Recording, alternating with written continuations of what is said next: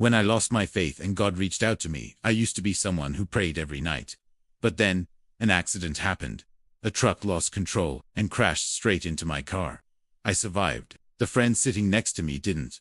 That night in the hospital, I could only whisper again and again, God, why not me? Why did you let me live and take someone better instead? From that day on, I stopped going to church. I looked up at the crucifix, but all I saw was silence. A cold silence, so deep it made me wonder if God had ever existed at all. I lived in the darkness of my own heart.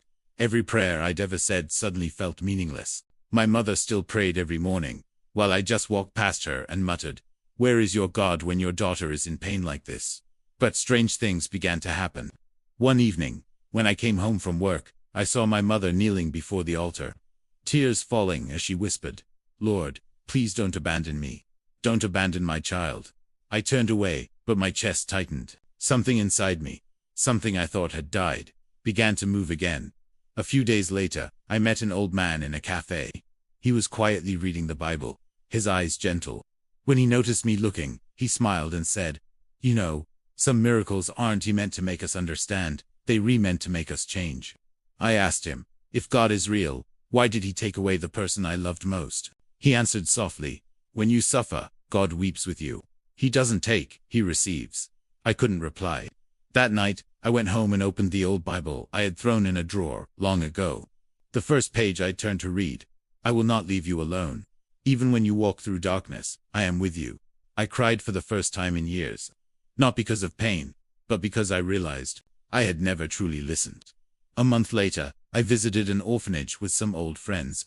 While handing out gifts, a little girl about 8 years old took my hand and asked softly, "Miss, can you pray for me to see my mom again?" I froze. Then I knelt down, hugged her, and said, "I'll pray with you." In that moment, I felt it.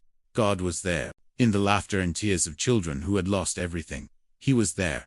I began to pray again, slowly, quietly. Not for big miracles, but for a heart strong enough to believe in small ones. And then, something unbelievable happened. My mother's test results, the cancer doctors said was incurable, came back completely negative. The doctors were speechless. I couldn't believe it either, but my mother just smiled, lifted her hand toward heaven, and said, "My Lord never left me." I fell into her arms and wept. For the first time in years, I prayed, not out of fear, but gratitude. "Lord, I once doubted you, but all along, you never doubted me." And I finally understood. Miracles aren't only about the dead rising again. A miracle is when a dead heart starts to beat once more. It's when someone who has lost all faith, like me, can kneel down and whisper, "I believe." Ending. If you're doubting God right now, don't be afraid. Only those who have doubted truly understand what real faith is. God never promised an easy life. He only promised that you would never walk alone.